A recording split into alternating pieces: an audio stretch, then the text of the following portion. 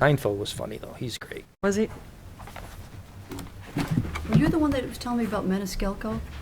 Oh, yeah, Comedian? Sebastian. Sebastian, yeah, one of the girls in the office is going up to Milwaukee. I guess he's doing a show up He's there. great. We saw in Chicago Theater last. Oh, yeah, Yeah, we saw in Chicago. He's great. He's there.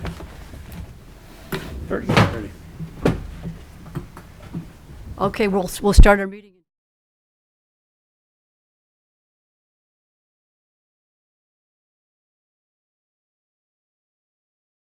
Ryan lost us in Vegas. I'd like to call our city council meeting to order and ask everyone to join us in the Pledge of Allegiance. I pledge allegiance to the flag of the United States of America and to the republic for which it stands, one nation, under God, indivisible, with liberty and justice for all.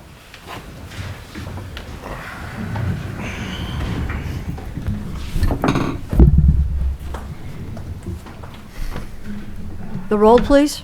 McIver. Here. Shower. Here. Vaughn. Here. Marquez. Kenny. Here. Clistic. Here. Belzak. Here. 6 present and 1 absent. We have a quorum. The next item is questions, comments, and announcements of a general nature. You do not have to be addressing us on items that are on the agenda this evening, but if you want to address the city council on any other item, please feel free to come up to the microphone.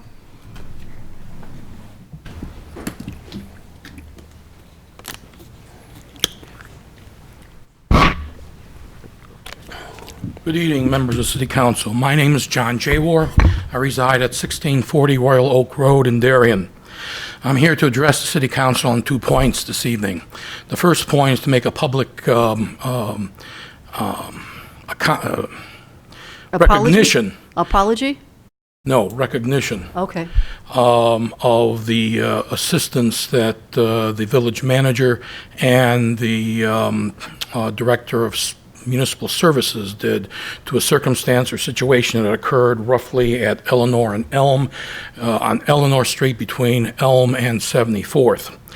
That circumstance involved issues involving the removal of anywhere from a dozen to 15 trees. I can't exactly count the numeric number of them.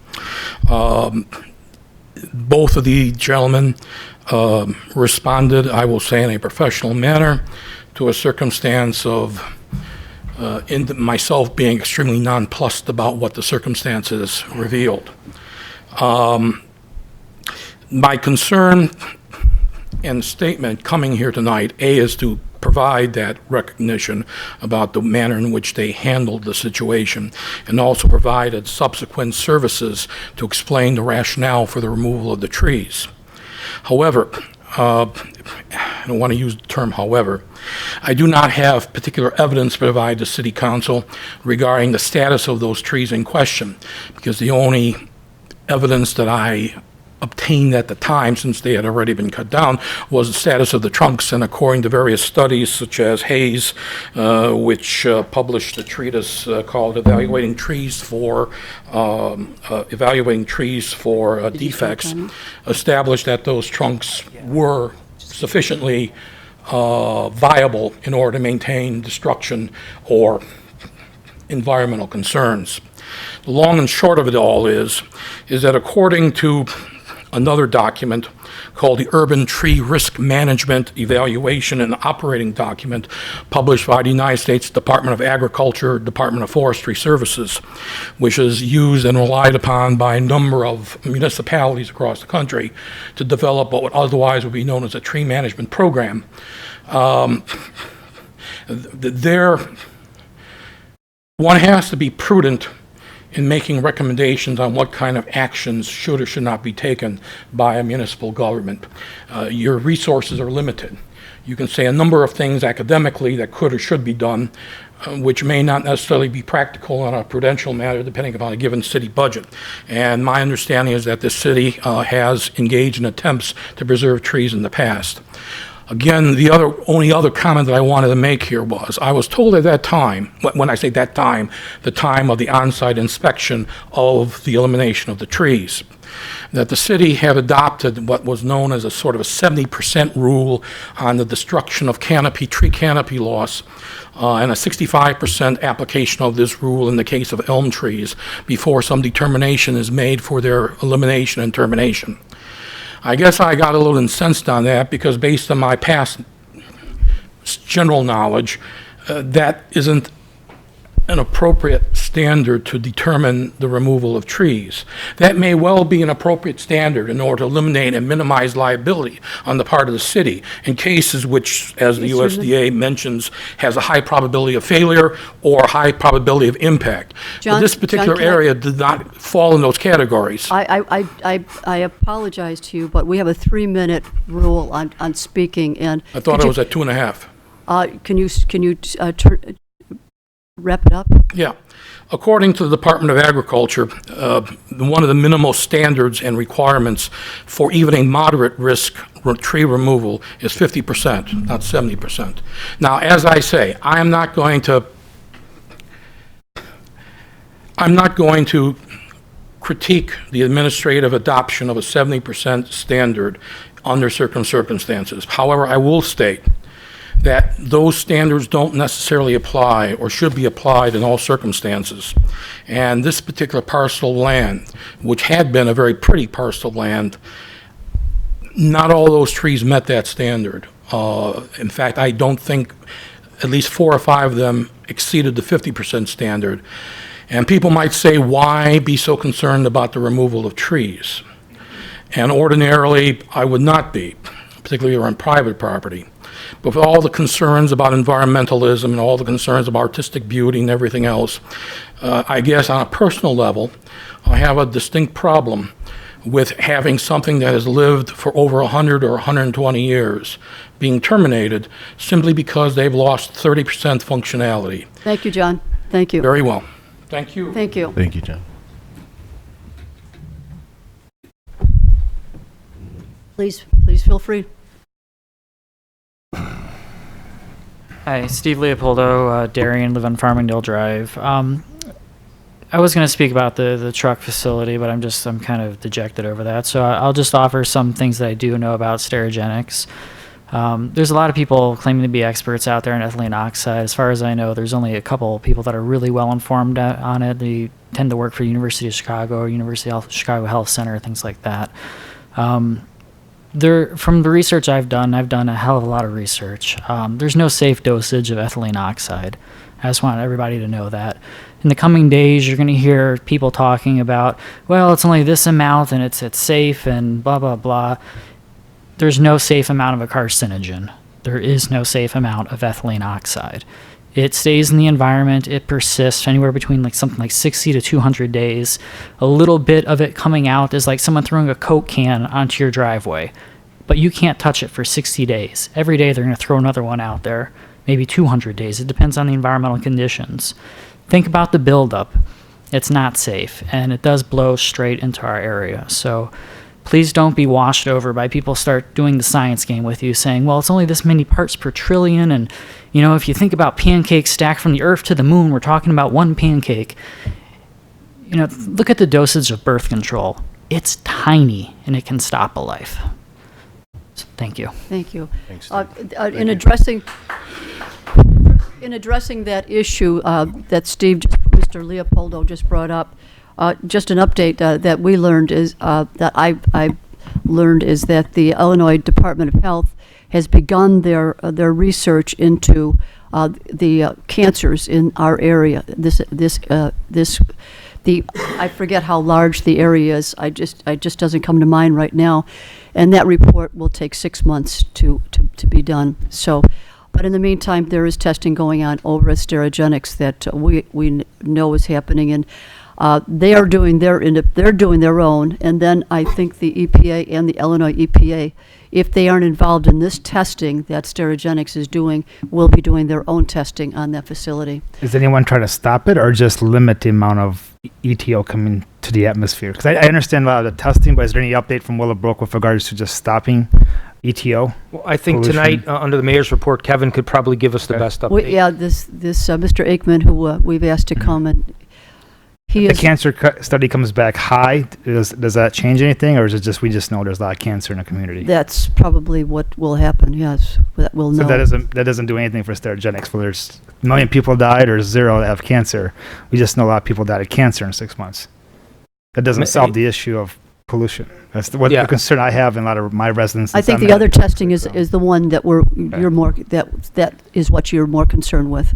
Yeah. Correct. And I think at this point, Dr. Aikman tonight will address some of, we'll have better answers, but I think in part it's still going to be the Illinois EPA or the EPA and those types of agencies ultimately that decide on those types of regulations. That's my understanding. But Can the city limit the use of ETO or any type of company like that in their ordinances on our city level? We'd have Can to I ask our propose attorney on that one. I think if the limits, it's just like exhaust in vehicles. I don't believe we have the regulatory authority. Or like an on ETO, medical cleaning company that's currently in Willowbrook, can we have an ordinance that would prevent something like that coming? Could Attorney Murphy look into that potentially? Yeah, and John will be here at the meeting in 2 weeks. Okay. And we can certainly ask him about that. But typically, we do rely on something like that on federal standards. But I relay that to Attorney Murphy. And Yeah, because what someone mentioned is when someone has a liquor license, for example, based on state law, they get gaming. But we asked politely if they would sign a contract saying they wouldn't open gaming if we open whatever the liquor license is. So can something along those lines be written in ordinances to say if this facility comes in, you're not doing any ethylene oxide Yeah, I think that production falls in your outside line. of our authority. Okay. But we'll Yeah, ask we'll just John, ask him we'll to ask make sure. John, Okay. for that. Thanks. I have a Yes. question. Thank you, Madam Mayor. How reliable is the Illinois EPA? Because they've passed, they've let these guys go past for 34 years. The report came out accidentally, and that's why we're here, because it accidentally came out. yeah, I think if we can hold the Sterigenics, maybe We'll till have- Kevin talks, and those types of questions, we'll get Okay. better answers from somebody who's been dealing. Does anyone else want to address the council? It doesn't have to be on the item on an agenda, but please feel free to come forward and, yep. Chris Schoenhart, 17 West 447 Portsmouth Drive, Darien. We would just like to let you know that our son Justin, was just recently diagnosed with leukemia. He's only 19 years old. We pulled him from college. And as I joined the FACE group, and I'm learning more about Sterigenics, and I'm talking to more and more residents, I see that blood cancers are very predominant here in this community. So I'm just asking you as a parent, I'm asking on behalf of the residents of Darien, please, whatever power you have, whatever strength, whatever you can do to stop Sterigenics is greatly appreciated. Thank you for coming. Thank you. I just wanted to say something also, as this gentleman alluded to, that the amounts that are emitted into the atmosphere and into the air, there's no acceptable range. And Sterigenics is going to come up with their own report, and it's going to be favorable in their own eyes. And I want to know, what I'm asking is, please don't accept their report. Well, that's why we're relying on the Illinois EPA and the EPA, and then we could hire our own expert to do air testing in our town. We haven't got there we're waiting for the results of all of these other tests right now to know where to go after this. I just think that if we're going to wait on the EPA, as this gentleman here alluded to also, is that they already came out there with the report that they were within safe ranges, and there is no safe range. So we're going to get some more of the same, is what I'm afraid of. And Rauner owns that company. He's one of the owners. One of the owners, that's One of the correct. owners, yes. And I just feel that we, because of politics, may be being played.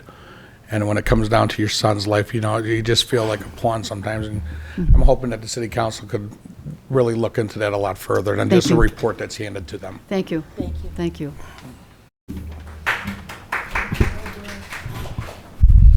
Is there anyone else that wanted to address the council at this point?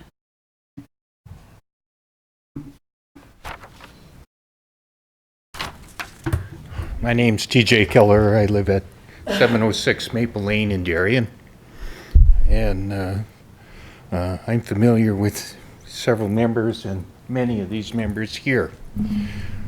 I lost my wife in February to cancer.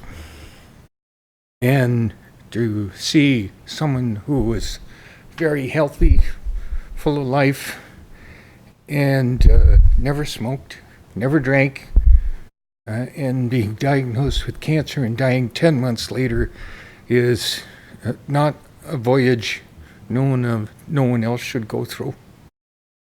I don't hang everything or the blame on Sterigenics, but it seems that there are very high incidents of not only of their big three cancers, there are very high incidences of pancreatic cancer also. I would like to state that in 2015, the Illinois EPA was the agency to give Sterigenics the permit for operation. And now we're asking the Illinois EPA to prove that Sterigenics is not quite up to par and could possibly cause all this cancer. I have in the back of my mind, I think we need to have a huge transparency from that agency, and whatever the city of Darien, city of Willowbrook, city of Burr Ridge, city of Westmont, whatever data they have been given, that should be made public to everybody. And I really would like to see some transparency with that. We are very transparent, and if there is information to share, we will certainly be sharing that with you. I would appreciate being on the mailing list. Thank you very much for your comments. Thank you. Thank you.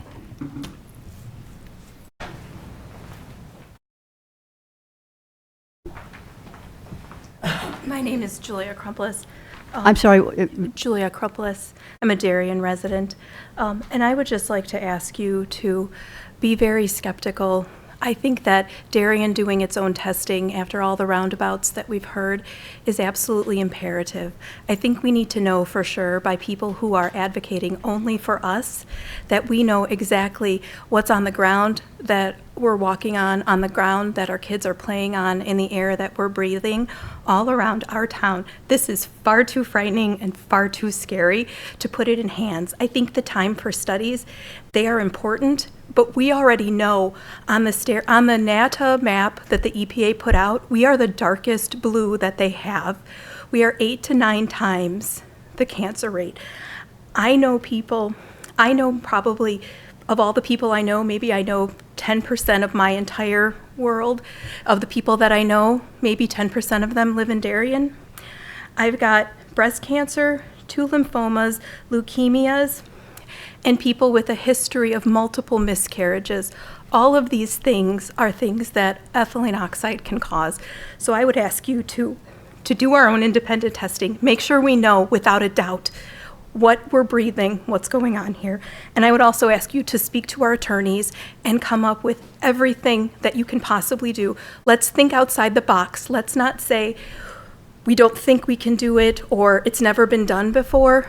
Let's do it if at all possible. I would ask you to do this, to do anything that can impact Sterigenics, but also to prevent a company like this from opening up in Darien and doing something like this. And I don't know all the chemicals and all the carcinogens, and I don't care to know them, but I want to make sure that we are preventing anything like this from ever happening anywhere. Thank you. Thank you. Did you get her name? Julia. Yeah, I couldn't make it out. My name is Joanne Lorenz. I'm a resident of Darien. And the question I have is that you may or not know that several of these plants have exploded and caught fire. At least 3 Sterigenics plants have exploded. If you look online, you'll see all kinds of safety reports and ways that the community is supposed to be protected. And when I went to the first open meeting, I think somebody asked the question, is there any safety or disaster plans? The chemical is highly toxic, highly explosive.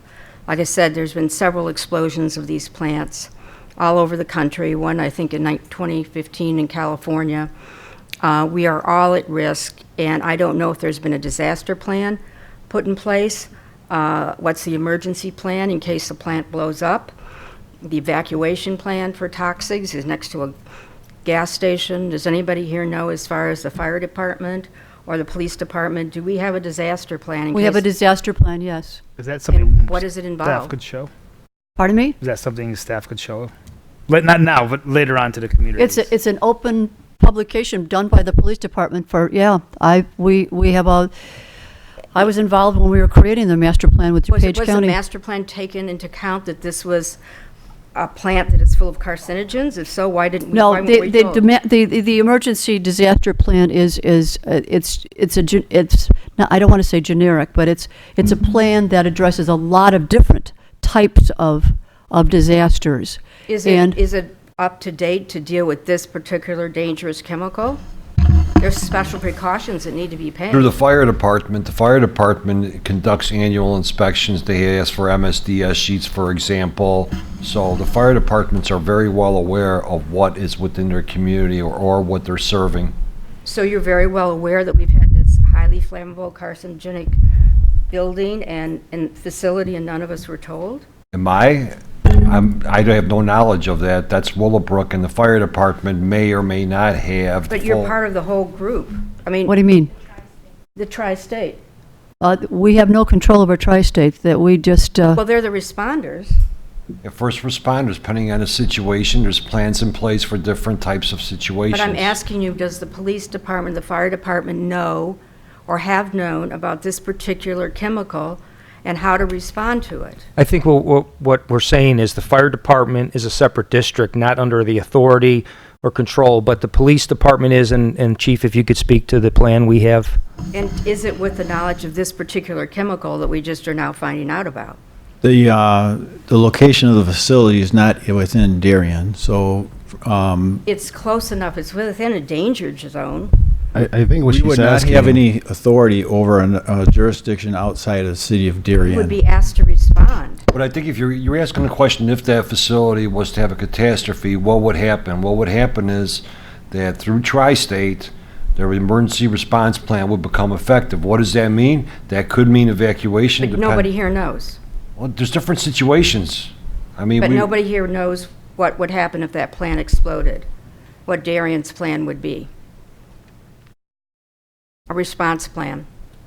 So I spoke to a nuclear engineer last week, and depending on, like, for example, a nuclear power company will have a response plan for the city. What would happen if, a leak happened? What kind of signal would send out to residents? Do you close your window? Do you leave the house? I think that's something which you're asking Yeah, for. I mean, What it's would a explosive, community it's event toxic do? fumes that would be traveling.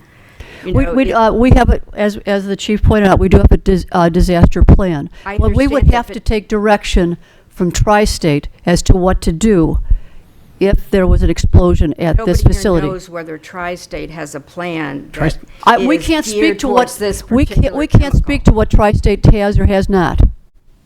Oh, well, I would suggest that the city as a whole consider that, because as residents, we're counting on you to protect us. And if nobody knows whether there's a disaster plan that is geared towards this kind of a plant with these kinds of poisonous chemicals, I think that's something the city government should be concerned about and look into.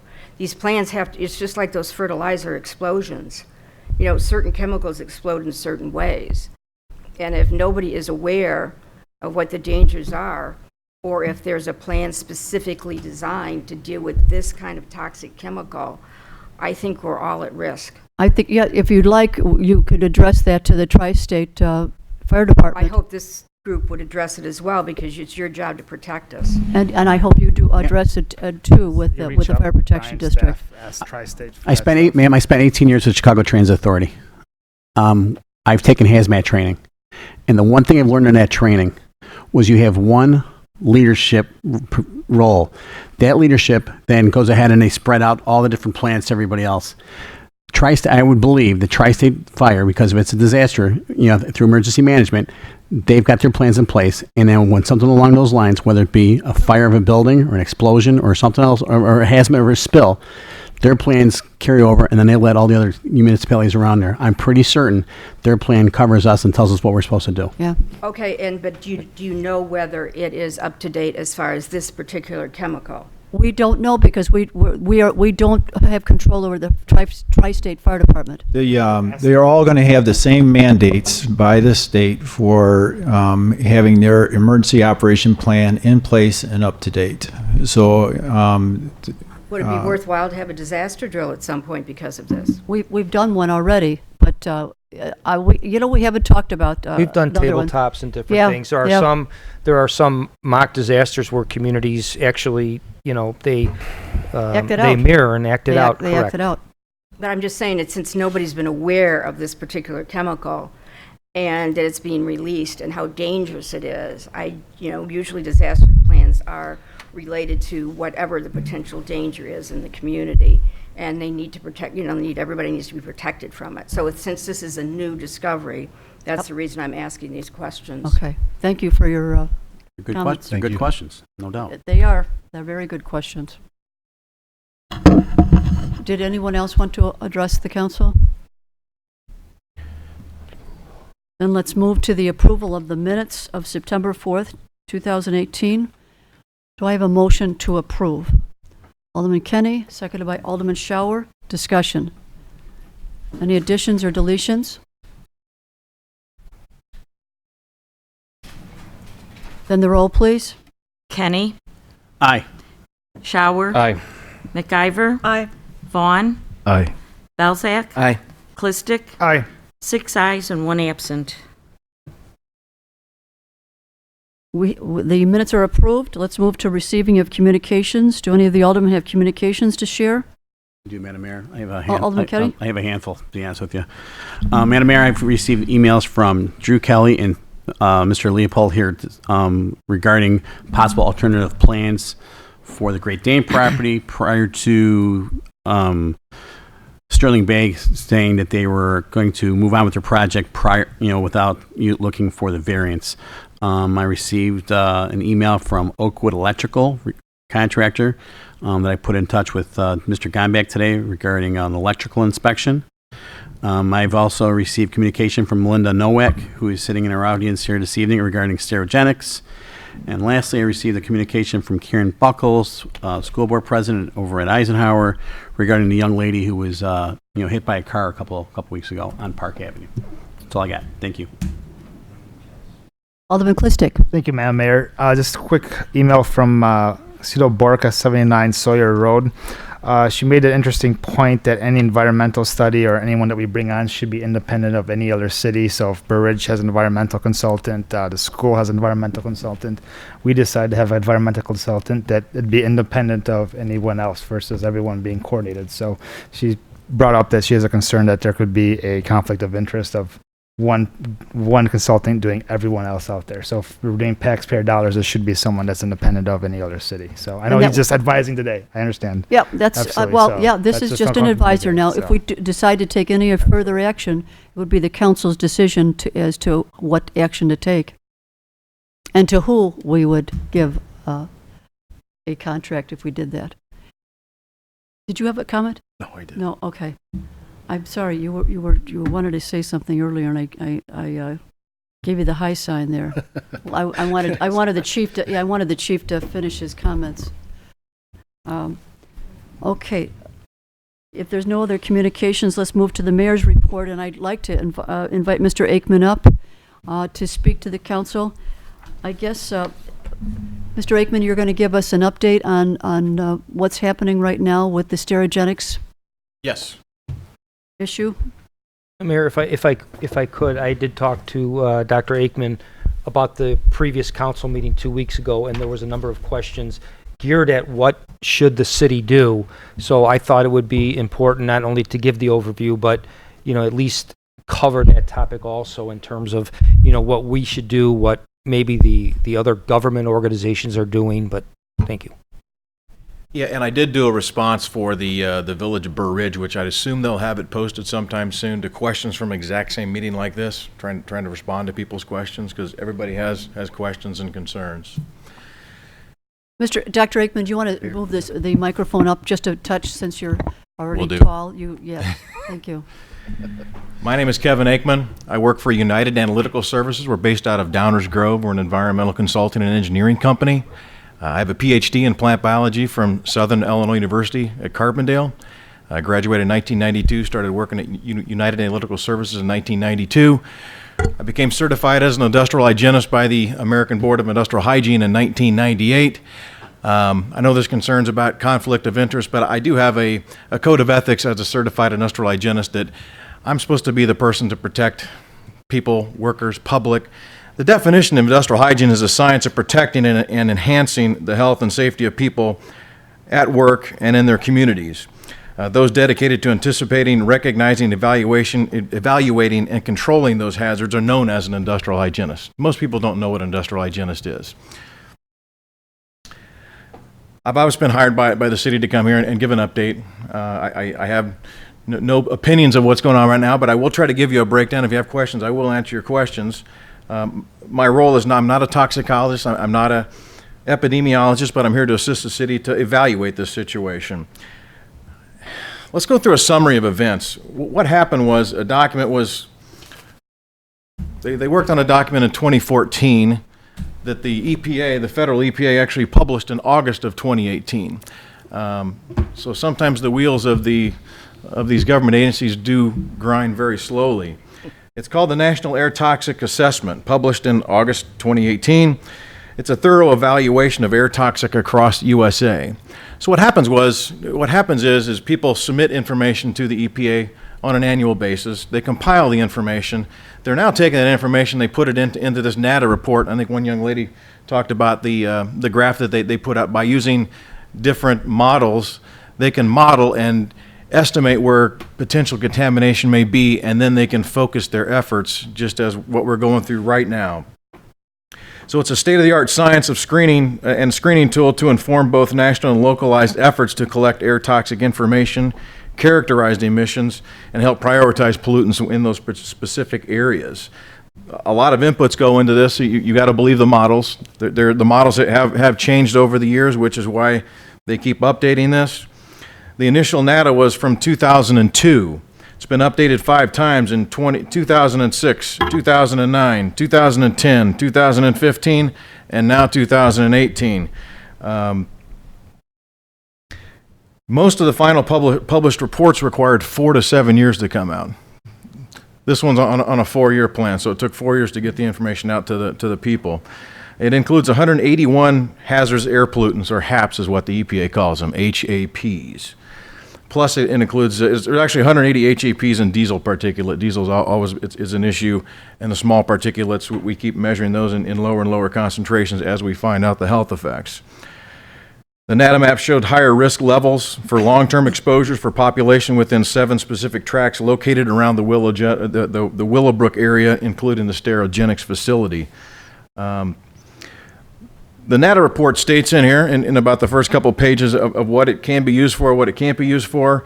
They specifically say it can't be used as a definitive means to pinpoint specific risk values, compare or characterize local risks between neighborhoods or states, to examine trends between or compare NADAs, as a sole basis for developing risk reduction plans or regulations, a sole basis for determining controls or specific sources, and a sole basis to quantify benefits or reduce air toxic emissions. This study led to the testing at Sterigenics, or around Sterigenics, which occurred on May 16th and May 17th, and the report came out in August, and I'll go through the chronology of that here in a minute.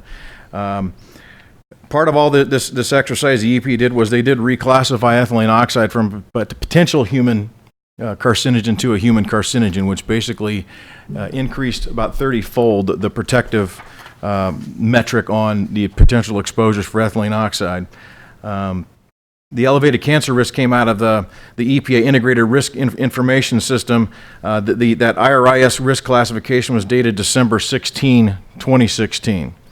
When I went to the open council meeting in Willowbrook after the initial report came out, one of the EPA individuals stood up and said, let me just come back and I'll tell you where we're at right now, explaining how we got to this point where people didn't know what ethylene oxide was and didn't realize the hazards. Now we do, so now we need to make some informed decisions.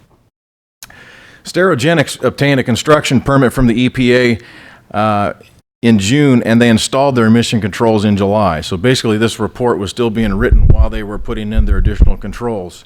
I actually spoke to the people at the IEPA. They indicated that stack testing of the new system was actually scheduled for today. I haven't got word if it happened today or not, but they were supposed to do testing on their system.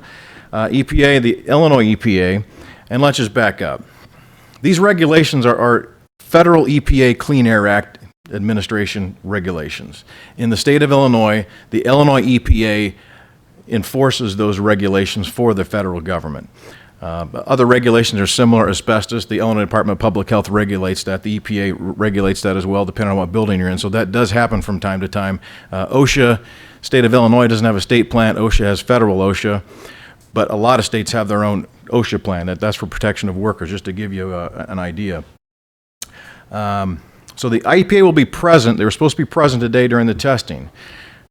What they had to do when they apply for a construction permit, there's construction permits and there's an operating permit. So they operate under the operating permit for their day-to-day basis.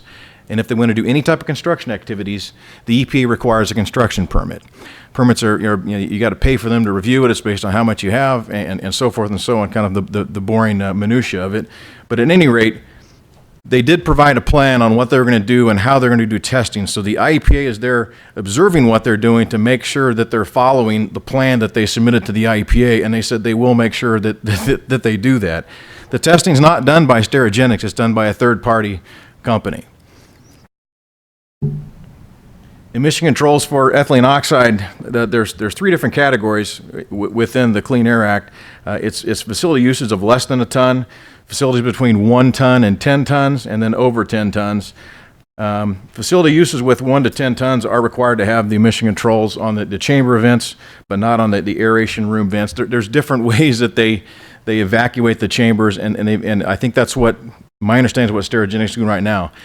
I have done a Freedom of Information request to the IEPA for all of the documentation dating back to 1984. I haven't received it yet. I asked for that last week.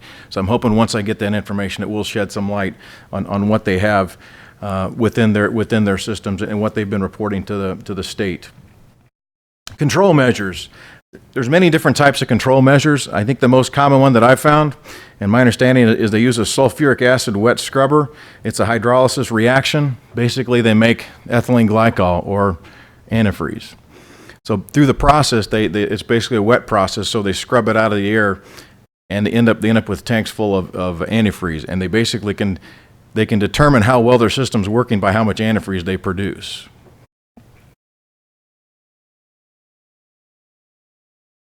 Some of the other devices are called oxidation emission control devices, and the information I found on them was back in the early 90s.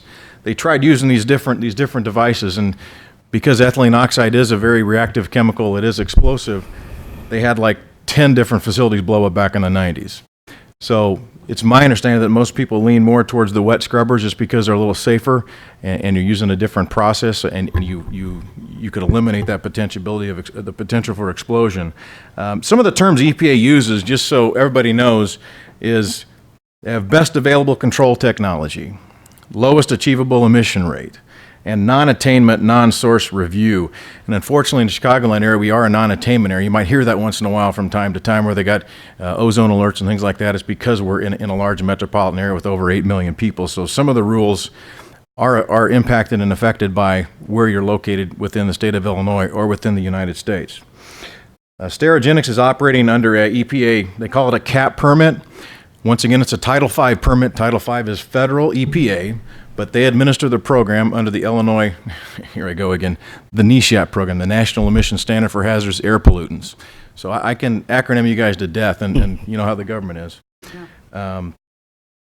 Based on conversations I had with the IEPA, I talked to, I think the same person that Brian talked to, a guy was a wealth of knowledge, that the first permit that the state of Illinois has any record of was from 1991 for this facility. They started operating in 1984. The current permit was issued on June 8th of 2015, and they go for a 5-year period, so it goes to June 8th of 2020. There is annual self-reporting, and I know the the reoccurring theme when I went to the open meeting was self-reporting. It's based on pounds, so they can go and verify their records, and I'm sure they're going to be verifying these records. I do personally know some of the people from the IEPA, and I think they do care, and I think they know they're under a microscope, and and I know there's distrust of the EPA. We distrust government agencies a lot of times, but I think in this case that they're going to do the best they possibly can. Sometimes that's not good enough, but I'm confident that they have the people that they can do that.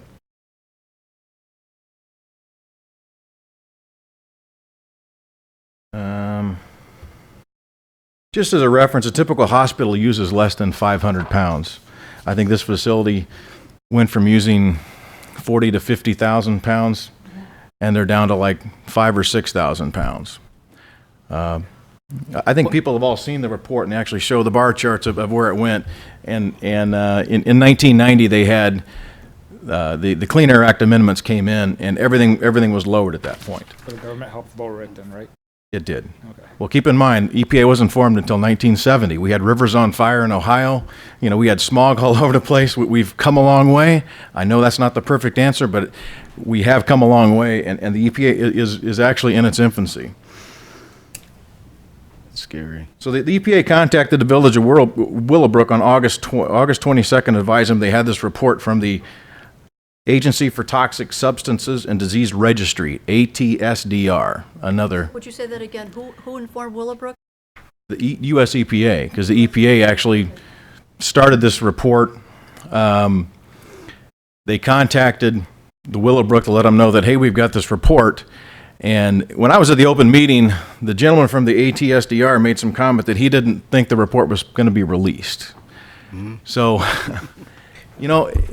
thank God the Willowbrook mayor had the wherewithal to say, hey, I need to fully disclose this information to people. Doctor, not to cut you off, No, this that's fine. report was from 2015 and they just came out in August, correct? No. I'm just trying to understand. No, the testing, so the 2014 was the data they gathered here. They gathered all the data for this NATA, the National Air Toxic Assessment. That thing pointed the EPA to this area, says that there are some problems here. Okay. When they pinpointed, they see there's stereogenics and say, we need to do testing for ethylene oxide. Okay. They did the testing on May 16th, May 15th, or May 16th and 17th of this year. Gotcha, okay. And then the report was, I think the report was actually signed in July, I think it was in July, and then it wasn't issued. I think the actual title of the report has an August date on it, so it kind of trickled through the system. Okay. And this ATSDR is actually part of the Department of Human and Health Services, and they're under the Center for Disease Control. I mean, the CDC is the one when you have anthrax and you have all these weird diseases that the CDC have the people that can actually look into these things, and they are very well equipped. The report concluded, obviously, that the elevated ambient concentration of ethylene oxide could pose a public health hazard. That's the agency. That comment was pretty strong, and when people hear that and you live right next to it, there's huge concern. It was posted on the website on August 24th. Included 3 recommendations: take immediate action to reduce ethylene oxide, and once again, the new scrubber had been installed by the time that they issued the report. The initial long-term air monitoring, or do initial long-term air monitoring as soon as possible to measure ambient levels. Have the IDPH investigate whether there are elevated cancers. So that's where the IDPH study came out. It came out of this report. They said you need to have the right people to go out and be able to gather the information, because there are many different cancers that can be caused by exposure to ethylene oxide, just like as many other chemicals that we're exposed to on a daily basis. Not that it makes it right, but there are a lot of chemicals, and trying to fingerprint is going to be very difficult. But they're going to push that study. And I think you mentioned they talk 6 months, usually 8 to 10 months, and they're going to push it to 6 months to try to get the information out to the people as soon as possible. They're supposed to be the advocates for public health, so hopefully that's what they do. Dr. Aikman, let me stop you there. We were talking about that with some residents earlier this evening, and how does the Illinois Department of Health gather that information? Does a person have to die from a cancer for them to get information, or do they get it from medical records? My understanding, they get it from available medical records. I don't think if it's definitely it has to be mortality records. I would assume they're going to be able to gather any record that they can that shows there's any type of cancer, and run it through their models. Because once again, I at the other meetings I've been to, I've kind of people can understand the weather report, right? When Tom Skilling gets up, he has here's the such and model, here's another model. So what we're looking at a lot of times here is it's a lot of meteorologic data that gets plugged in, and you have to trust what the model is telling you. Is it going to be 100% correct? They usually shoot for 95 to 99% confidence levels. Okay, that's the science world. So they're good numbers, and what they said was what this report said. The 2014 NATA report actually was confirmed by the sampling that they did. The only problem with the sampling that they did was the conclusions they made were based on one sample, and they have in the report they talk about the limitations of the study. And anybody knows that if you try to use one sample to use for scientific data, it's usually not as valid as you would hope. Now here they're kind of limited on what they did, but it was based on one sample, which is why my comment to the school district 86 was, I think you need to push them to do testing at your schools. And it's my understanding that they have. It's my understanding that Willowbrook has asked them to stretch out that where they're going to do testing. And I'd assume Darien as well, because you signed a letter and asked for some action as well, which I think is commendable. Any other questions? I got one. You mentioned that Sarah Jenks went in Willowbrook in 84, but yet you don't have any documentation until 1981. So are we saying that 91. 91, that's right. 84 they put in, and 91 is the first time we got documentation. So are we saying that they went 7 years without, being watching what was going on? I don't have the answer. It's all based on preliminary information. I'm waiting for the FOIA request. Okay. All I got from the information person was the only thing he sees in the records is the first time there was a construction permit was 1991. Okay. And 1991, remember, was after the 1990 amendments to the Clean Air Act. So ethylene oxide has been part of the EPA hazardous air pollutants for a long time. But those numbers keep going up. They've gone from under hundreds to now they're well over, some you could say are like 187. There's a lot of chemicals that we're trying to watch. There's a lot of methyl ethyl bad stuff that we put into our air and our Dr. water. Aikman, you said that they do self-testing and then they have outside testing from a third party. Do we know who that third party is? I think I have a general idea, but do we know if there's a conflict of interest with that third party that does testing? They do self-testing and they have a third party that does testing. So do we know? What would the conflict of interest be? Well, they could be owned by Sturgeonix, which there's some documentation out there. Party. Yeah. They're supposed to be a third party, so that's. I think they're using a third There party. could be smaller companies that have a conflict of interest with Sturgeonix. That's what I'm saying. They'd be more than likely under the same ethical guidelines that you and your company would. Yes or no? In a perfect world? It's my understanding that they're going to probably have people with the same certifications that I have doing the type of testing. I'm sorry, what'd you say? It would be my best guess that the company they're using to do third-party testing has an individual with my credentials and my certifications. With your ethics? I don't know about my ethics, but I do have a code of ethics. So basically what it says, if somebody says, hey, Dr. Aikman was on this project, and they can petition just like a certified public accountant or anybody that has a certification to that board and say that I'm not using proper ethics, and they can take your certification away. Quick question. I'm visiting your company's website, and you quote asbestos testing, lead paint, and lead in the water. But have you ever worked on ethylene oxide before? I don't see it on your web page or any of that. Can you tell me your experience of ever working on something like this before? Or is this the first time you've worked on ethylene oxide spill in the air? Well, let me answer that question in a roundabout way. The very first job I did when I came up here to Chicago, I went to the University of Chicago, and I did testing for ethylene oxide, oddly enough. The company doesn't do it though on your web page. Well, I test for a lot of things that I haven't tested, every time. When this thing came up, I got a hold of laboratories that I use, industrial hygiene laboratories. I found one laboratory that actually is getting in the process of setting up to test for ethylene oxide. So the people want testing really bad, but the thing is I can't find places that actually can do the testing using the EPA method that they prescribed in this report. So to answer your question, no, I'm not an ethylene oxide expert, but this hasn't become an issue until just recently. And when I talk to my laboratory, they're like, Kevin, we have to buy standards because they got to have standards so they can run a standard curve so they're able to analyze the samples. They got to make sure they set up all their analytical equipment. They don't even know what their limited detection and what the reporting limits are going to be at this point. So I'm trying to figure out how to do testing for it. I do have all the raw data from the IEPA. They did publish that. But to answer your question, no, I'm not an ethylene oxide expert. I do work in hospitals all the time. I talked to one of my ex-employees that works for a very large hospital, and he said they don't even use it anymore.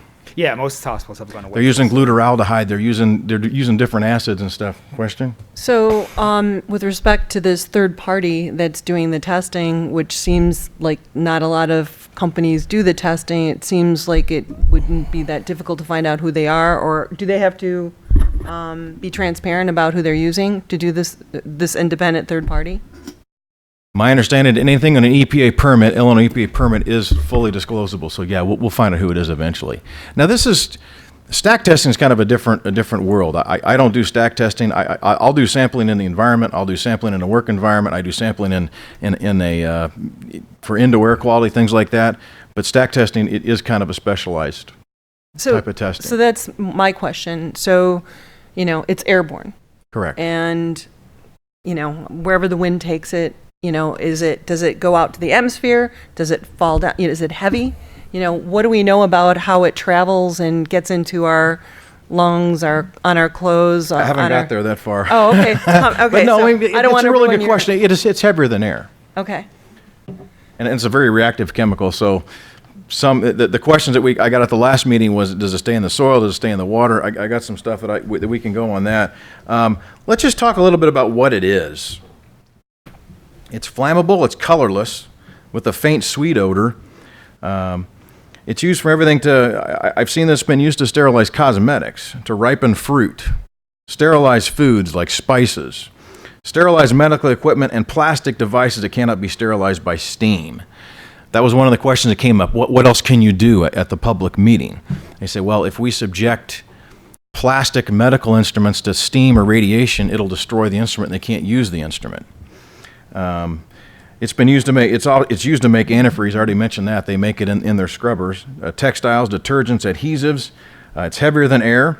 Estimated half-life of 60. EPA says 69 to 149 days in air, 12 to 14 days in water. The primary mode of exposure is air, so the EPA addresses it mainly as an airborne hazard. Cancer.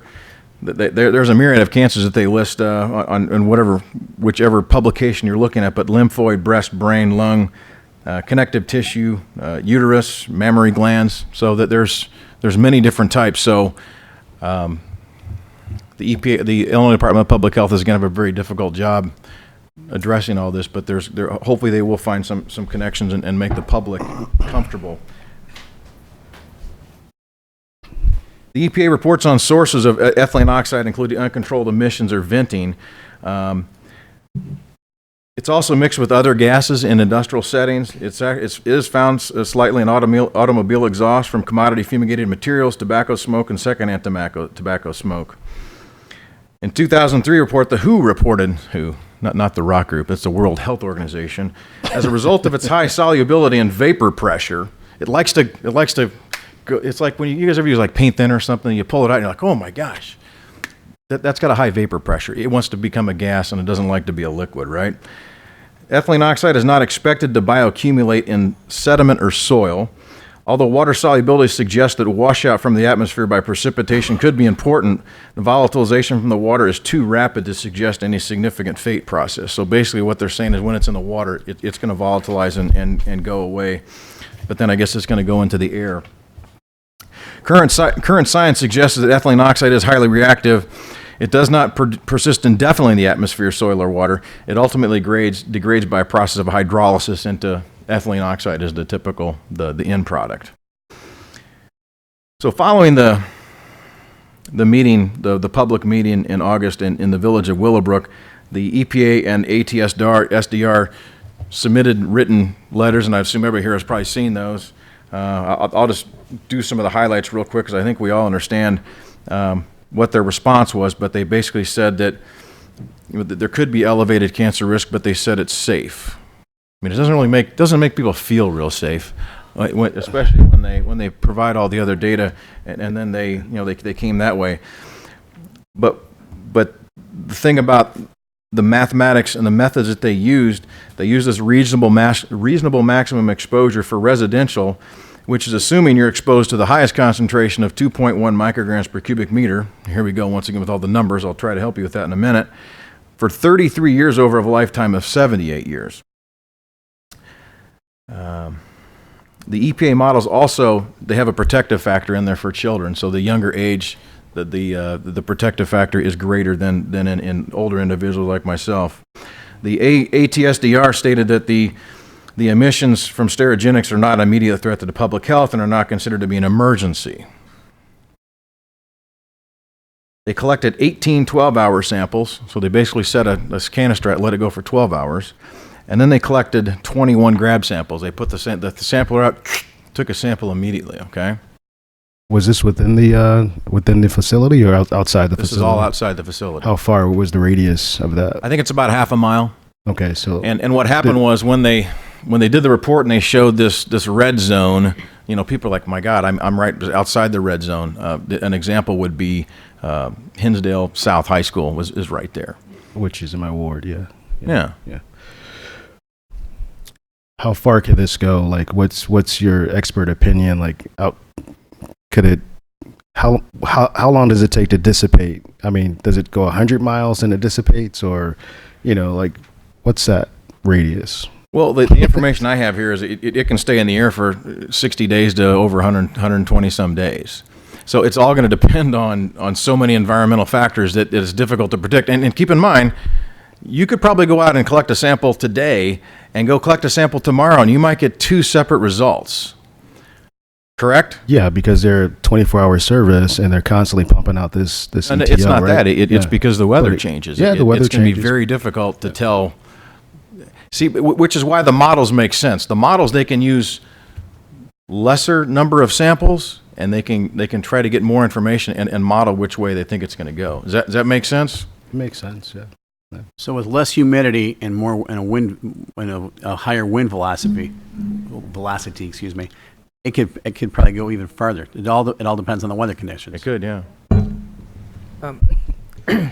Kevin, I think in listening to the council a couple weeks ago and some of the things they're talking about, obviously there's other agencies involved, there's testing going on, and I think the question was, what should the city do now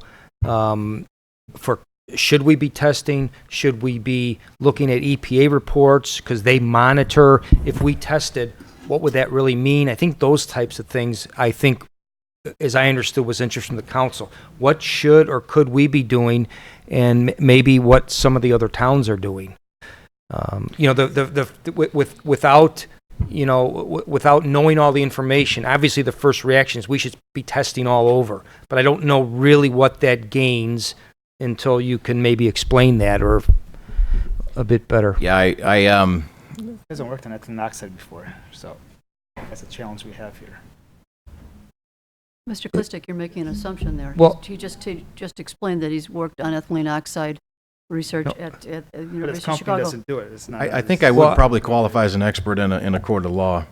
Yeah, I guess my question is not, what we're here tonight is doing is getting somebody that could take something that's still in a bit foreign language, probably explain it better to the council, and let us know if there are, recommendations going on. Maybe the Illinois EPA is recommending some things. Again, I think not so much to tell us about the chemical there, but advising us, who's going to be regulating this and what we should be doing in this area, whether or not, they specialize in that particular chemical. I don't know that, at least for what I gleaned, the council was looking for today was, again, somebody to help us interpret and make suggestions for what we may need to do, including discussions with Illinois EPA and the EPA. I don't know, the next step, if anything, the city should do.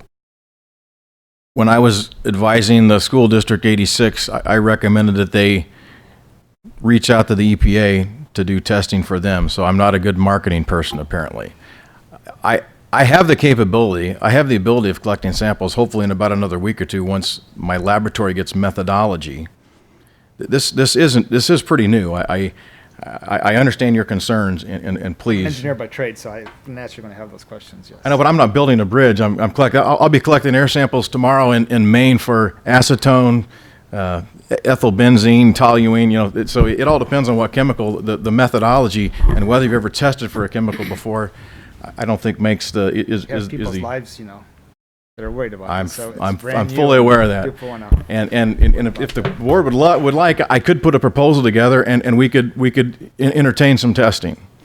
So are you recommending to us right now that we should contact the IEPA to do testing here in Darien?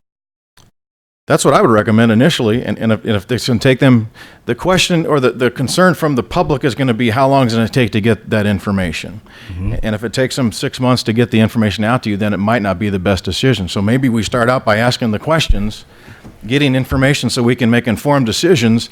I can give you costs of what it's going to take to do the test, and you can make the fiduciary decision whether this is viable and this is what the city of Darien wants to do. I've had the same conversations with the city of Burr Ridge.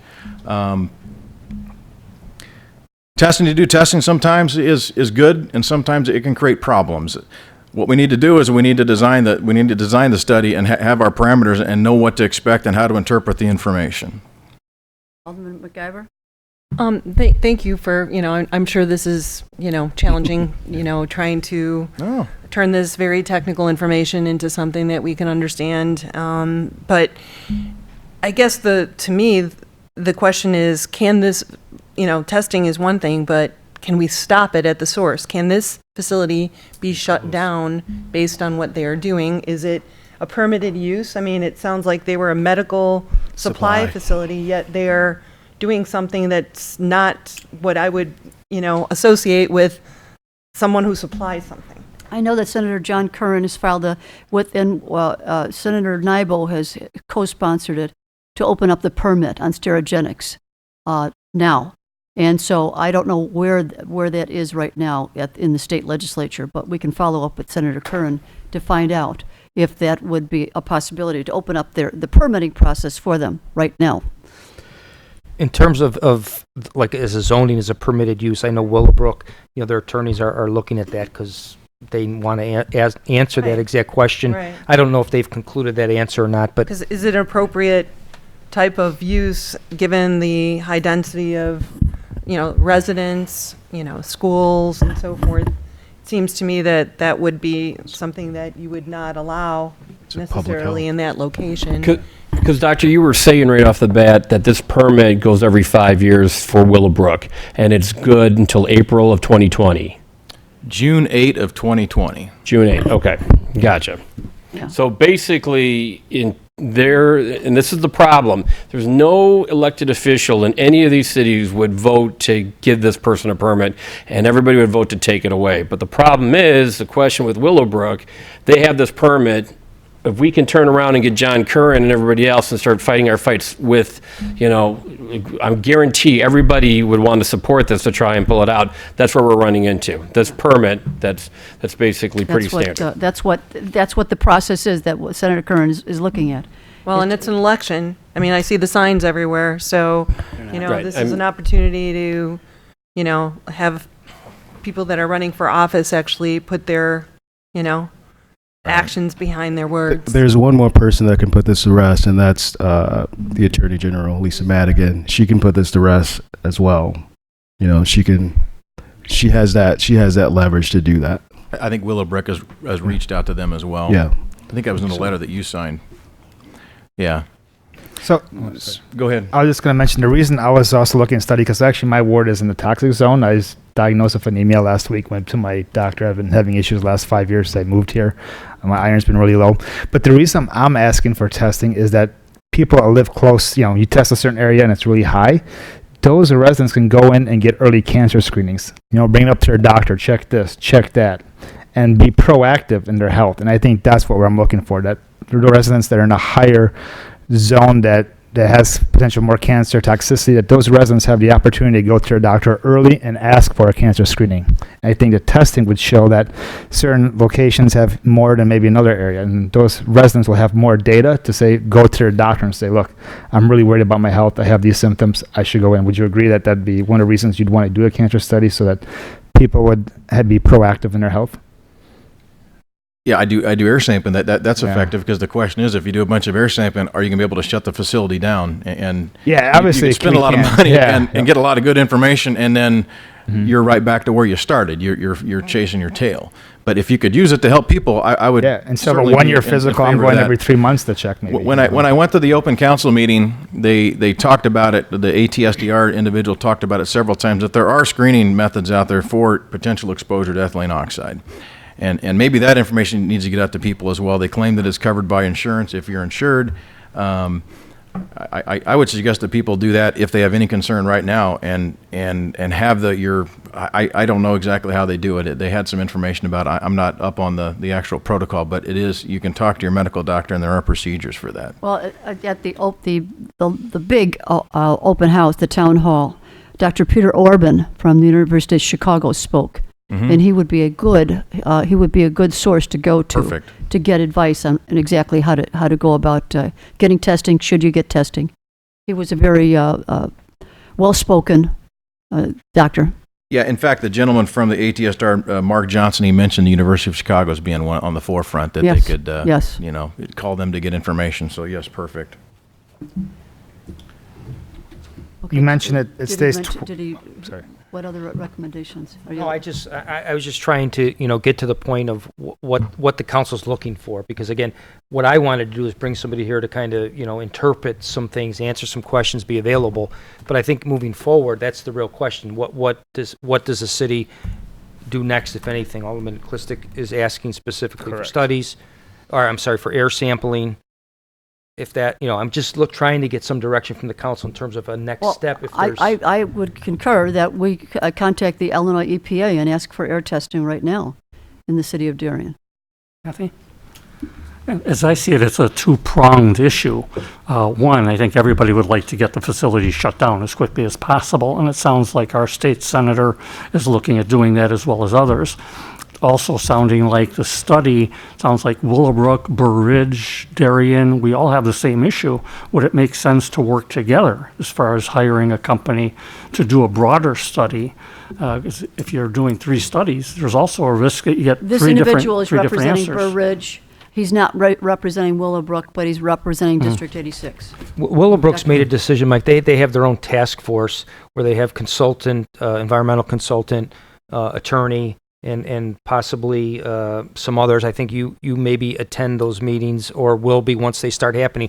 But they've kind of gone, I guess, a bit on their own for this in terms of an investment. And obviously, a lot of the information we're sending our residents to is on their website, because they have hired a number of people and are staying on top of this. And that's all along what I thought in terms of one spot where everybody could find information. Yeah. But obviously, intergovernmentally, a lot of times we'll do things together that are good.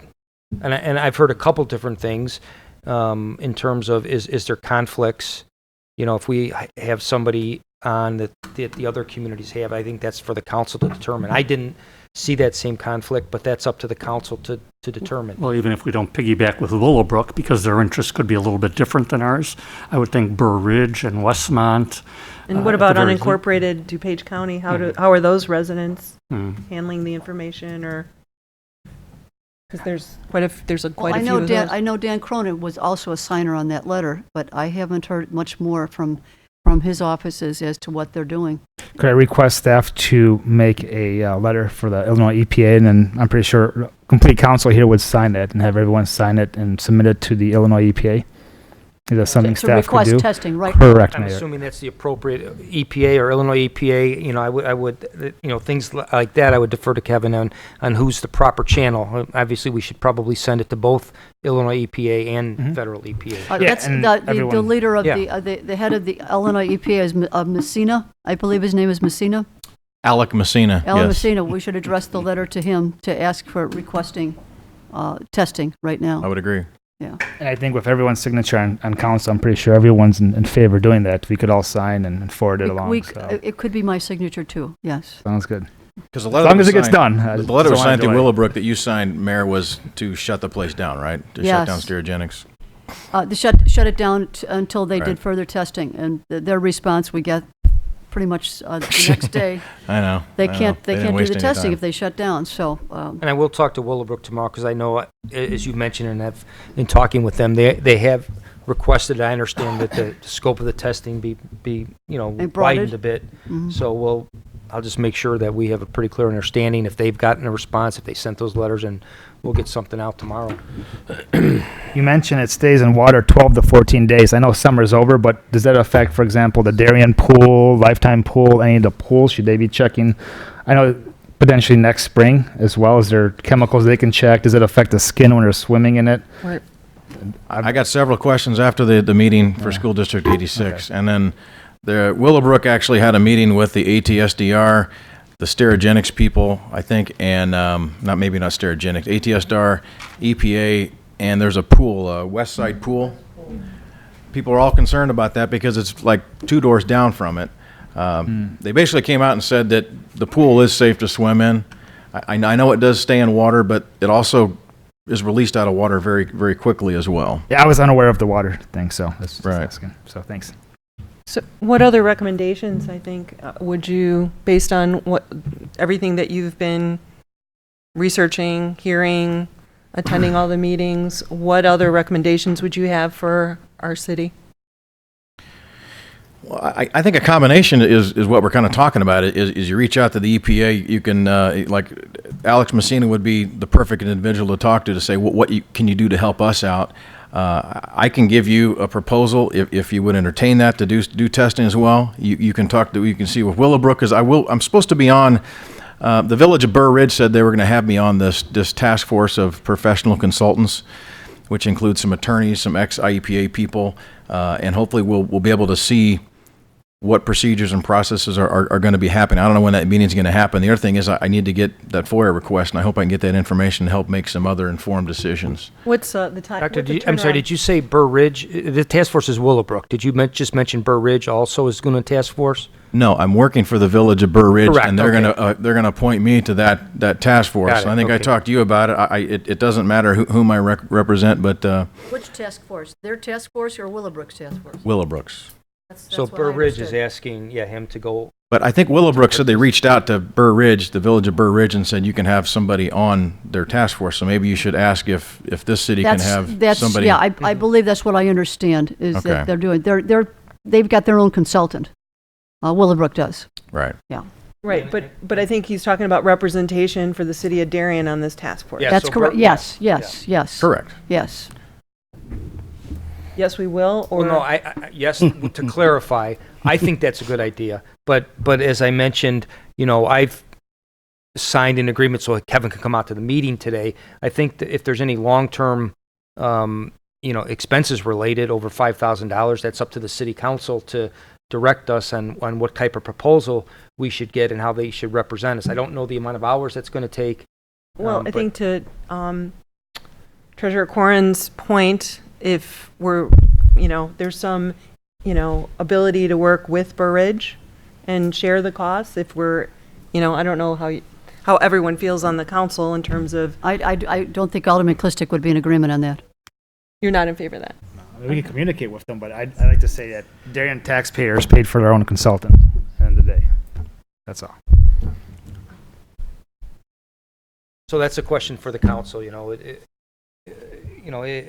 Aikman on the task force, communicating to us what's happening and giving updates, versus a company that's testing, that's for the council to decide. But I certainly think continuing, to have somebody on like Kevin that could decipher this and give updates, I think is important.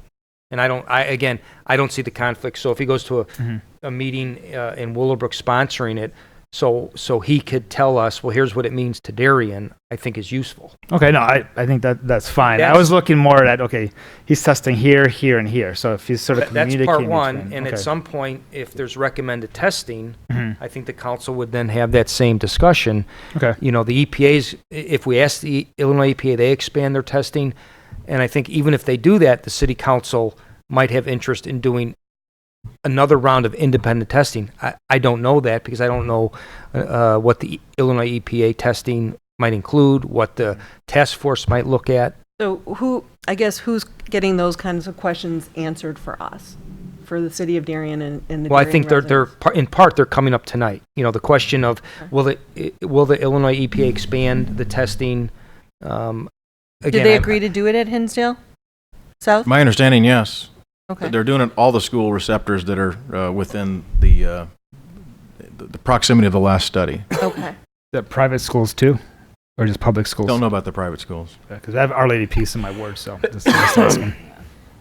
I think there's daycares, there's private schools, there's a lot of different, Yeah. So could staff follow up sensitive if they're receptors. testing besides just school, but also Yeah, I think churches, private yeah. schools, daycare? And, They could you know, staff I think could that's follow something up. that I would obviously like to have somebody consulting with us to could help us get that information in terms of what the testing is and all of those types of things.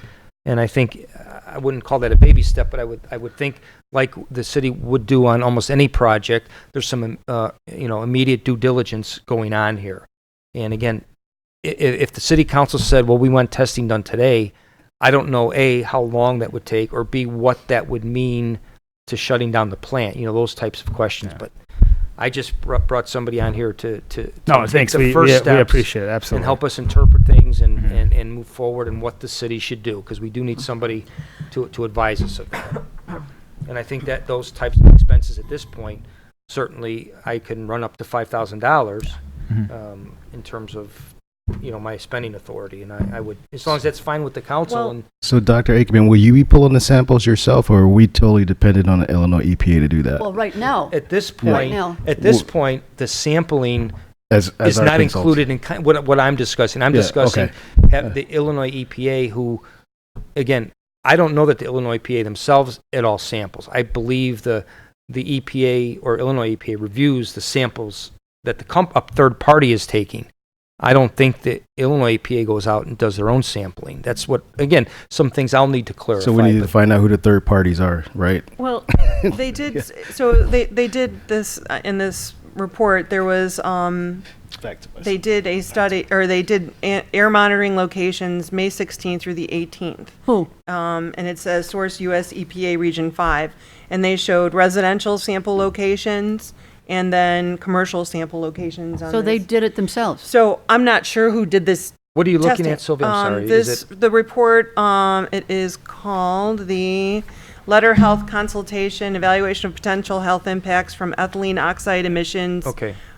Dated, oh, you have the copy of that, right? Yeah, it's actually August dated, 21st. July 26th is when they signed it, but that it wasn't report, sent to okay. Willowbrook until August 21st. August 21st, 2018. That's when all hell broke loose. And to be honest with you, I don't know who actually did the sampling. I can check on that and get back Yeah, to you. it might be in the back in the. But again, moving forward, They did provide raw data, though. finally. Moving forward, the third party will do sampling for Sterigenics. Those studies ultimately get reviewed by the EPA and in part monitored by the Illinois EPA. So at some point, other than the third party who Sterigenics hires, there's no other testing at this point going on. Is that correct? Like that we're aware of. Nobody has done at this point. I think we're a bit. What I understand is people are relying a bit on the EPA as we get out of the gate here on some of this. It's my understanding they were supposed to do testing today for stack testing, and they're supposed to be gearing up to do the rest of the testing The in third the party? areas, but the Or the EPA. no, it's the Illinois EPA is providing this information, I think, and it's mainly to the village of Willowbrook. That they're the ones that have the conduit right now.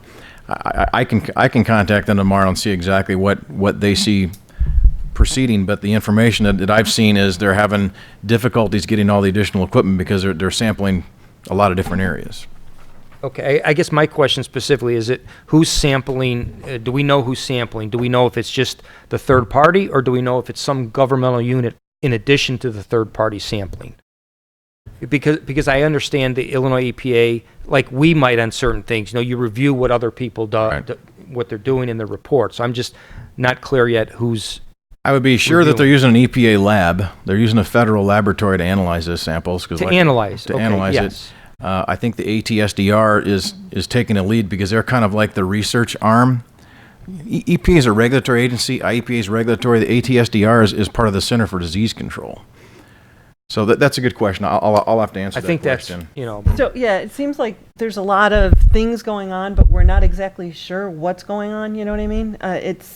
There's testing, but who's testing? What's being tested? Yeah, I don't have that in front of me. Again, on the Willowbrook's website, they have a description of the testing. We'll just have to look at that and have some time tomorrow to look through those things. And I think going forward, we've confirmed that we want a letter to the Illinois EPA Yes. requesting testing on the city's behalf. So I think that's very clear. So yes, so we do have steps moving forward. So and for me, it's about health. I had issues with low iron. My doctor couldn't figure out for the last couple of years. Had endoscopy, different surgeries, and we couldn't figure out. And then all of a sudden, this came up. So it affects me personally. So I think for other residents, they need to be aware that this could affect their health, and they need to have checkups, whether it's kids or adults, seniors, need to be advised and go to their physician to Alderman have McIver? checked out.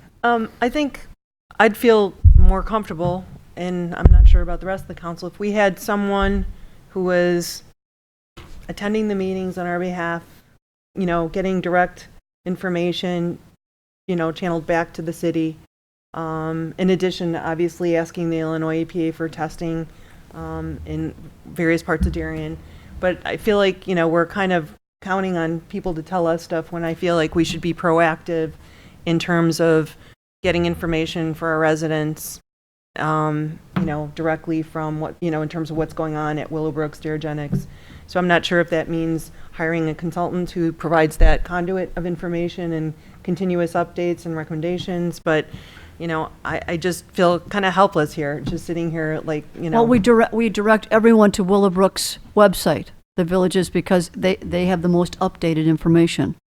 But I think the purpose tonight was to do exactly what you're asking. Right. Bring somebody here, somebody who could, I think, do those things you're asking. And if But I don't think this is a one-time thing. I think until this whole thing is figured out and Correct. resolved, I think we're gonna, I'm just not comfortable just going to Willowbrook's website.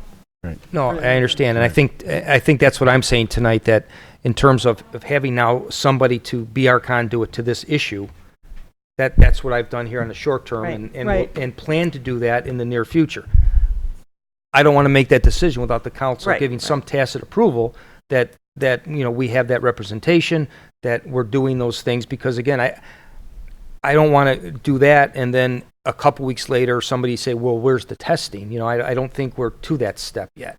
So I just wanted to get a clear idea where the city wants to proceed from the discussion 2 weeks ago. And I think, acting as our representative and liaison on this issue might be, 10 hours next week, it might be 40. I don't know, because this issue is very fluid. Right, I understand. But if the council's fine, I'll continue to use Dr. Aikman in that capacity as needed. We'll ask him to come back to our October 1st and give us an update. Sure. Sure, yeah, that would be fine. And then again, there are some things in the interim that we might need assistance on, and we'll do that in the interim in terms of talking to EPA and helping us through some of that. Yes. And meanwhile, Dr. Aikman, you will be Burr Ridge's representative on the Willowbrook Task Force? That's my understanding, and I haven't talked to the School District 86 people, but I'd probably be representing them too. Okay. Because they're the first ones that, the superintendent got a hold of me, he's like, man, we got this problem, he wanted to get in front of it. Okay. Thank you. Okay. Thank you. Let's move to the city. I'm sorry, Mary, Thank you. if there are questions that come up after tonight, you should just, if you'd like to, just send those out to me, and I'll make sure we get them answered. Let's move on to the city. Thank you, Dr. Aikman. Let's move on to the city clerk's report. Sorry, if anybody has a question before he leaves. Yeah. Because it came up kind of. Did you have a question back there? I wanted to ask Dr. Aikman, is there anything that residents can do, like any filters? Are there any filters or anything we can do outside of our homes Because you've got Denny's next door, you've got two Stragenic buildings. That might be the number, 1984, and the second one with the permit thing. Good construction could have been 91 for the newer, number 2 building. You've got Denny's, you've got Target. She's got to come up to the Repeat the question to the microphone so the audience can see. Or maybe if Kevin can quickly just repeat the question. Yeah, your question. Go out in the hall, then you want to ask him If something? you can filter it at your house, the answer's going to be no. You have to have an acid scrubber, and there's no way that you can do that with a regular type of filtration system. Thank you. That's just a quick question. What is the ballpark, what is the testing cost for a single sample? Just so we have an idea of what the cost would be. You know what? One thing, the residents at home are listening. These are good questions. They If you can could hear. come up, yeah, thank you. Are you talking about individual testing at your home? I am just talking about the testing that we were discussing, and should someone want to do it in their home, but also if we were going to do it at the village level, what is the testing cost? Are we talking about $200 a test or, $20,000 a test? I'm just asking for a ballpark number, just to understand, what Do you kind want of both prices, one for your home and one for the whole city? Is that what you're asking? I'm asking just for a single sample. What does it cost to collect a single sample and get a test? What does it cost to have the sample collected? I don't know if you can do it yourself. And then what does it cost to have it analyzed? Because I think when we're talking about the cost of testing, if this is $100,000 that we're going to spend on testing, that's an awful lot of our property taxes going for that.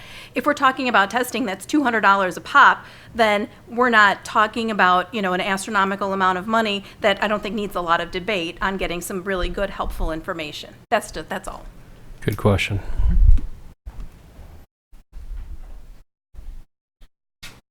The straight price I got from my laboratory, and I'll be honest with you, is $200 a sample. They provide me, it's called a Summa canister. It's basically a little stainless steel canister that's vacuum packed. You can have a regulator to collect a sample immediately. You can collect the sample over 12 hours. You can collect it over 24.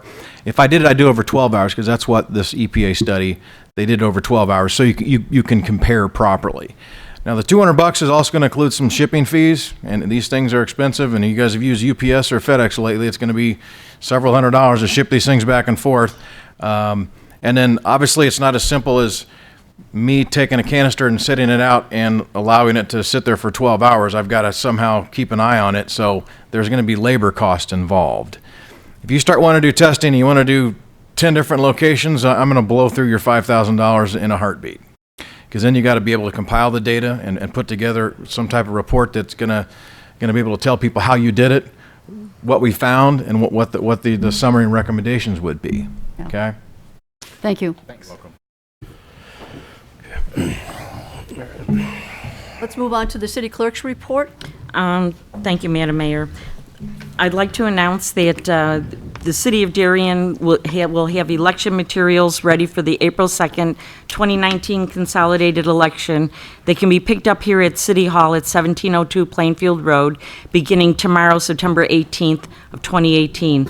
Available election positions, which are 4-year terms, include Mayor, Clerk, Treasurer, Alderman Ward 2, Alderman Ward 4, and Alderman Ward 6. Candidates are encouraged to seek the advice of legal counsel before filing nomination papers, which must be in apparent conformity with the election code. The first day to file your papers is on December 10th at 8:30 a.m. here at City Hall, and the last day to file is on December 17th, 2018 at 5 p.m. And our regular business hours here at City Hall are Monday through Friday from 8:30 to 5 p.m. Thank you. Thank you. City Administrator's report. No report, Mayor. Department head information. Police Chief, did you want to go over your report? I did a little bit earlier, just real quick. Trying to communicate better with the public. We went from Nixle to Twitter, and Nixle had about 350 people following us. Twitter has 883, so more than doubled the amount of people following us, which is a good thing. And then another piece of software we put together was Frontline. It came to us via Ducom, so there was no cost to us. And the public can use that for vacation watches and asking for overnight parking permits. And it's worked out very well so far. We talked about the fact that the software can also monitor at-risk people Would residents be putting in information about Nope, individuals? the public only has access to those Those two two items. things. If you have an issue with an at-risk person, an Alzheimer's person that may walk away, those type of things, you contact the police department and we'll put that, input that information for you. Obviously, some of those at-risk things are going to be covered by HIPAA and other issues, so we don't make those public-facing. Thank you. Thank you. Any other questions for the chief? Any questions for Dan? Oh, Dan, the private property tree trimming, Tree trimming? Okay, go ahead. is that that's part of the package? That's not until December 1st. Okay, so The tree planting program is currently in play. Residents are encouraged to get back to us if they want a 50-50 share by September 21st. If they want a private property tree, there's also an opportunity for residents to look at private property tree plantings. There's various species, and those prices are on our Direct Connect, for example, as well as on the Neighbors magazine. And then private property tree trimming will start in December? December 1st. When do they have to contact, will it be Homer then? Yes, And that's an then- extension of a contract, correct? Okay, so when would they have to, when is it open to contact Homer for that? It's unofficially open right now. I know we're going through the city council, so we want to make sure that we have the proper protocols all in place, but we'll put it all on the media portals as well. Okay, thank you. Dan, I know it's getting late. Could you get just a recap on the water main on Plainfield Road on Friday afternoon? Sure. For those of you that have seen it, we had a pretty good sized water main break just west of Brookhaven. What had happened is it's a cast iron main. It's a section of water main that was not replaced either with the reconstruction with DuPage County and or the recent construction in front of the City Hall here. So it is an older main, approximately 50 years in age. So it was a fist-sized hole that developed, and it looked a lot nastier than it was, especially when water has the opportunity to travel through all these different conduits of stone underground. So the repair was repaired Friday night, and we're in the process of talking with the county to make sure the resurfacing of the road, what has to occur and what the limits are. We have no intention right now of replacing that water main for the budget. We felt that after the couple holes we dug, that it was not in that bad a shape. Thank you. If there's no other questions for the department heads, let's move on to the treasurer's report. Thank you, Madam Mayor. This evening, I'm requesting council's approval of warrant number 181910, the amount of $1,166,851.08 from the listed funds. Payroll for the period ended September 13th, the amount of $272,808.38, for a total to be approved of $1,439,659.46. Do I have a motion to approve? Alderman Shower, seconded by Alderman Clistic. Any questions on the report? Then the roll, please. Shower. Aye. Clistic. Aye. Belzak. Aye. Vaughn. Aye. McIver. Aye. Kenny. Aye. 6 ayes and 1 absent. The warrant has been approved. Do you want to go over the monthly report? Okay, the revenue and expenditure report for the period ended August 31st reflects general fund year-to-date revenue $6,253,790, expenditures of $4,823,936 for a current balance of $3,143,690. Water fund year-to-date revenue $2,436,976, expenditures of $1,812,104, current balance of $1,655,497. Motor fuel tax fund year-to-date revenue $191,813, expenditures of $103,655, current balance of $477,596. Water depreciation fund year-to-date revenue $3,445,876, expenditures of $943,319, current balance of $2,616,602. And the capital improvement fund year-to-date revenue $164,143, expenditures of $2,798,021, current balance of $5,938,167. Any questions for the treasurer? Yes, go ahead. Additionally, at the October 1st meeting, the auditors will be here to present their final audit report to the council. It's already been presented to the finance committee. So It's already been presented? it's already been presented at the last Okay. finance committee meeting, so it will be presented to the whole council in final Very good. form next meeting. Standing committee reports. Alderman MacIver. Thank you, Madam Mayor. This evening, we had a very exciting police committee meeting.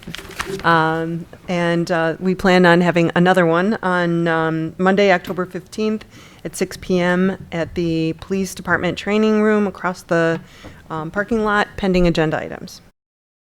Administrative Finance. Thank you, Madam Mayor. Our next admin finance meeting will be held on Monday, October 1st, 2018 at 6 p.m. in our upstairs meeting room. Okay, Alderman Marquez is missing, so we'll yes, do you have the report? Okay. Our next meeting will be next Monday, September 24th, 6:30 in council chambers. Thank you. Okay, let's move on to questions, comments, and agenda related. And yes, did you want to come up and speak to us on the agenda items?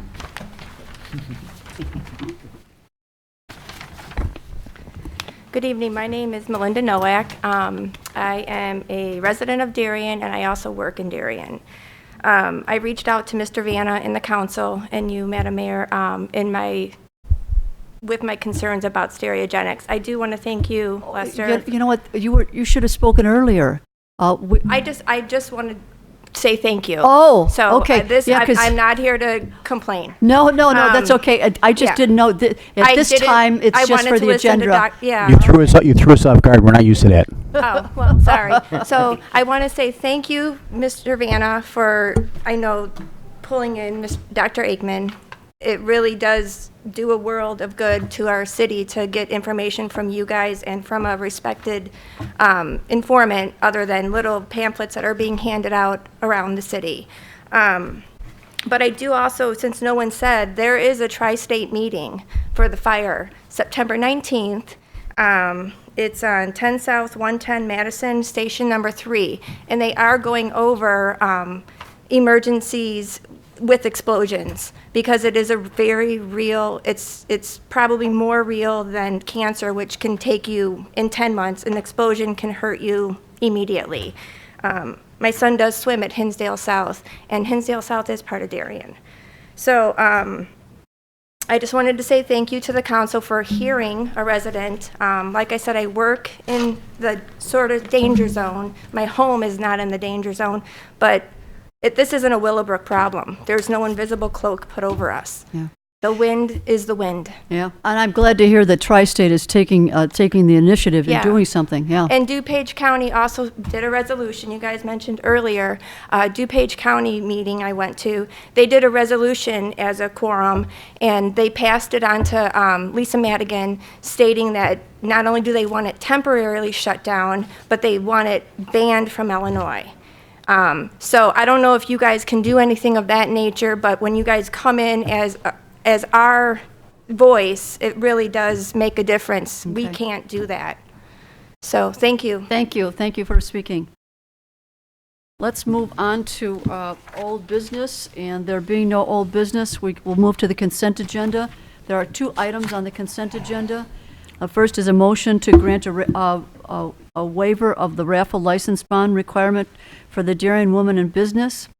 The next item is consideration of a motion to approve a resolution authorizing the mayor to sign an agreement with Clean Slate, Inc. to provide janitorial services to the city of Darien beginning October 1st, 2018. Do I have a motion to approve? Alderman Kenny, seconded by Alderman Shower. The roll, please. Kenny? Aye. Shower? Aye. Vaughn? Aye. Belzak? Aye. Clistic? Aye. MacIver? Aye. 6 ayes and 1 absent. The 2 items have been approved. The next, under new business, we have 1 item, consideration of a motion to approve a resolution authorizing the mayor to execute a collective bargaining agreement between the Metropolitan Alliance of Police, which is, the acronym is MAP, and the Darien Police Civilian Employees, Chapter 147, Unit B. They're non-sworn employees of the city of Darien. Do I have a motion to approve? Alderman Belzak, seconded by Alderman MacIver. I was looking that way. Okay. Now this contract is. I saw the corner of my eye as I said MacIver. This contract will go from May 1st, 2018 through April 30th, 2023. We have a motioner and a seconder. Any discussion? The roll, please. Belzak. Aye. McIver. Aye. Shower. Aye. Clistic. Aye. Kenny. Aye. Vaughn. Aye. 6 ayes and 1 absent. The motion has been approved. And I don't think anybody has questions, comments, and announcements, or do you? Yes. One quick announcement. Award for block party for the north of 79th Street on Sawyer Avenue will be September 22nd, 2018, starting at 3 p.m. Nico from our drug dog from Darien Police Department will be there. Tri-State will be there, and a few other municipalities as well. So we will be having our annual block party September 22nd, starting at 3 p.m. Thanks. I have one thing. The Darien Chamber of Women in Business will be hosting a Paint the Town Pink ribbon lighting ceremony at the Clock Tower at Plainfield and Cass Avenue on September 28th, beginning at 6:30 p.m. And it's to raise cancer awareness and support. And we ask all to please come and join us. I've been asked by Barbara Vondra to be there to speak. I am flying in from Amsterdam that day, so I'm not sure I can be there, but I will give it my best. So, with that said, do I have a motion to adjourn? Wait, could I ask a question? Yeah.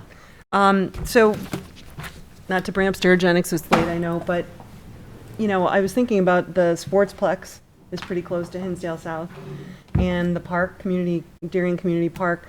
Have we talked to, if we're not talking about intergovernmental between us and another city, have we talked to the school districts and the park district potentially about kind of pooling information for those government bodies within Darien? What do you mean, pulling information? Well, kind of, basically having a representative for all those different, even just the park district, having a consultant that is providing information to those government bodies as well, because, like I said, the park's an open space, very close to that location, the Darien Community Park. So, are we informing other government agencies within Darien about, the information we're getting about Sterigenics? And I think I it's haven't important- talked to Stephanie, but I could. Yeah, I it could seems reach to me out it's to her. important to spread this information to maybe the school superintendents and the park district as well. Yeah, I'll reach out again to make sure they, I they thought know Dr. where to Carlo go. reached out to us already, but I'm not sure. He did. He you? did. Yeah. Yeah, I Mhm. thought. On that issue Yeah. it was? Yeah, Okay. I thought so. Yeah, I don't know if Tim Arnold did or not for 66. They're out of the zone, but, you never You don't take know what any. the zone is. I know, you don't take anything for No. granted. Yeah. Okay, thank you. Sorry. Okay, did you ask for that motion? Second motion I to thought my adjourn. memory was bad. Okay. Do I have a motion to adjourn? Alderman McIver, seconded by Alderman Vaughn. All in favor? Aye. Aye.